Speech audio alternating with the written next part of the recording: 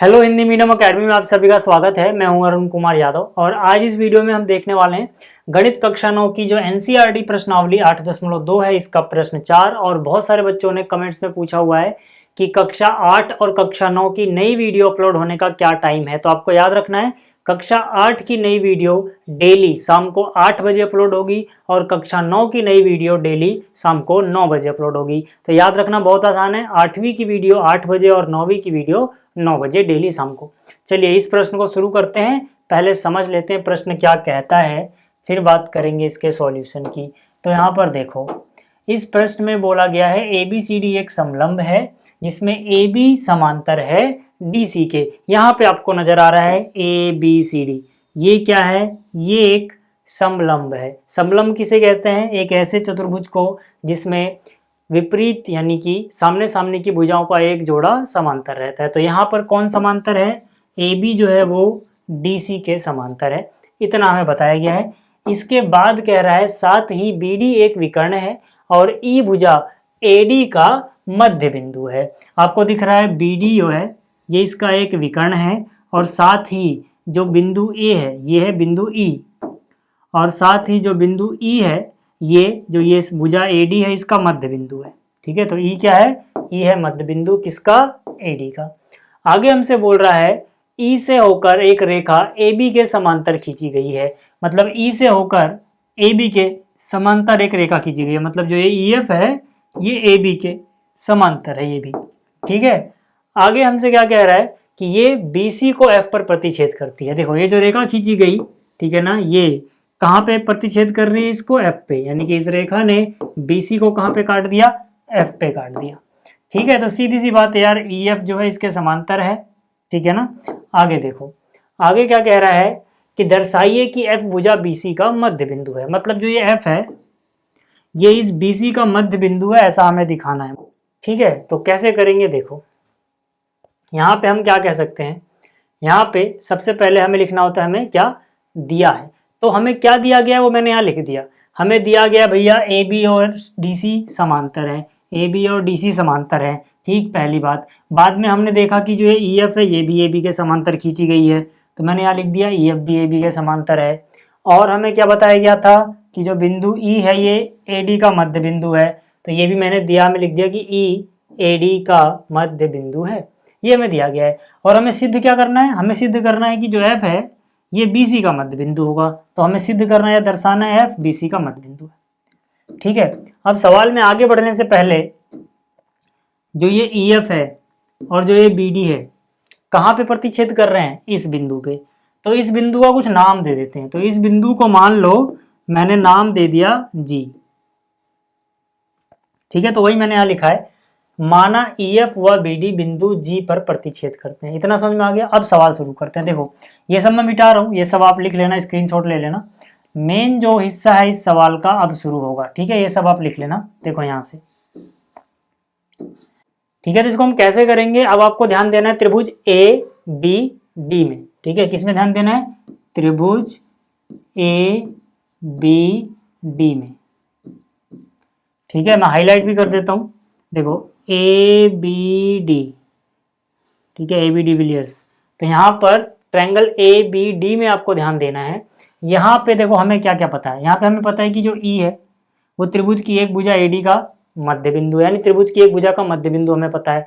दूसरी बात हमें पता है कि ये जो लाइन है ये AB के समांतर है। तो हम यहाँ से कह सकते हैं कि E इसका मध्य बिंदु है और ये इससे समांतर भी है, तो यहाँ पे मध्य बिंदु प्रमेय का विलोम लग जाएगा।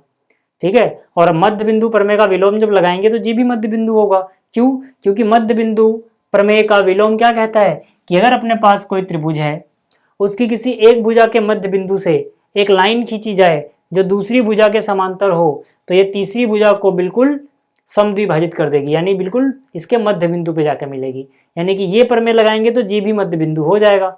जब G मध्य बिंदु हो जाएगा फिर ऊपर वाले में यही प्रमेय लगा देंगे तो F भी मध्य बिंदु आ जाएगा।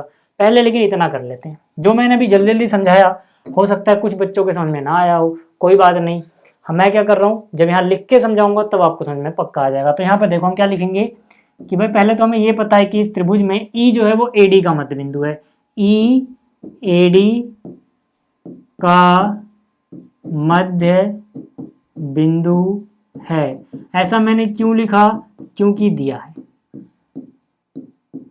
सवाल में बताया गया है ना भाई। दूसरी बात, EF समांतर है AB के, EF समांतर है AB के, ऐसा क्यों लिखा? ये भी दिया है। तो यहां मैं क्या कह सकता हूं? यहां से कह सकता हूं कि यहां से मुझे पता लगता है कि G जो होगा, G होगा जो, ये BD का मध्य बिंदु होगा। ठीक है ना, इस स्टेप को जरा ध्यान से देखना, BD का मध्य बिंदु होगा।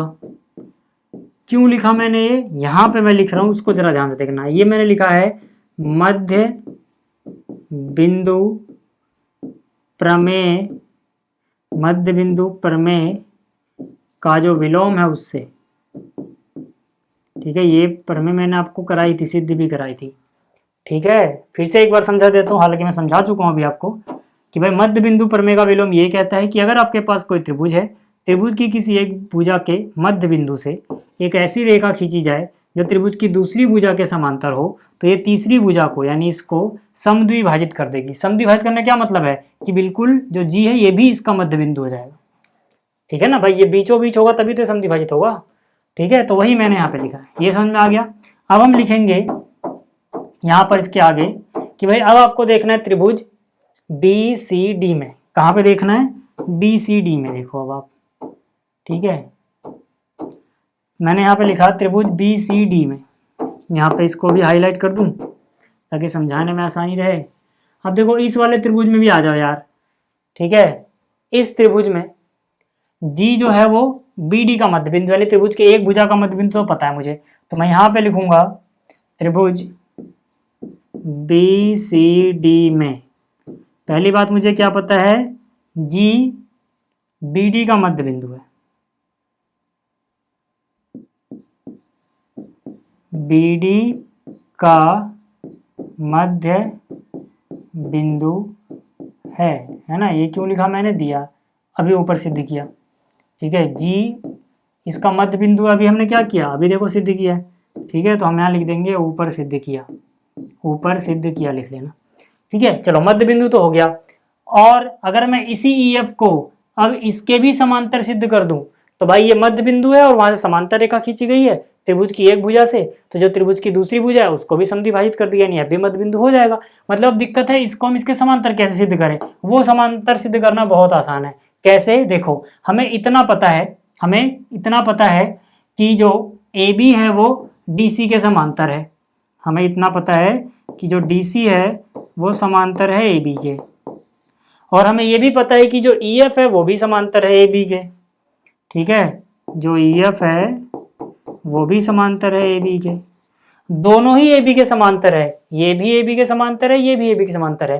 तो अगर ये दोनों किसी एक ही AB के समान है तो इससे क्या पता लगता है? इससे पता लगता है ये दोनों आपस में भी समांतर होंगे। ठीक है, तो इसका मतलब DC जो होगा वो समांतर होगा EF से। तो मतलब अब देखो मैंने यहाँ से क्या सिद्ध कर दिया कि जो EF है ये DC के समांतर आ गया, और इस भुजा का मध्य बिंदु मुझे पता है। तो मतलब इस भुजा के मध्य बिंदु से समांतर खींची गई है रेखा, तो तीसरी भुजा को भी क्या करेगी? समद्विभाजित, यानी FB क्या होगा? मध्य बिंदु प्रमेय के विलोम से मध्य बिंदु हो जाएगा किसका? BC का। तो यहाँ से आप डायरेक्ट रिजल्ट लिख सकते हो, इसका मतलब है FBC का मध्य बिंदु है, FBC का मध्य बिंदु है। कारण में क्या लिखोगे? मध्य बिंदु प्रमेय का विलोम, ये वाली लाइन छाप दो। समझ में आ गई बात? तो ये था प्रश्न नंबर 4। उम्मीद है आपको समझ में आया होगा। तो इस वीडियो में इतना ही, जल्दी मिलेंगे अगली वीडियो में। इस वीडियो को देखने के लिए धन्यवाद।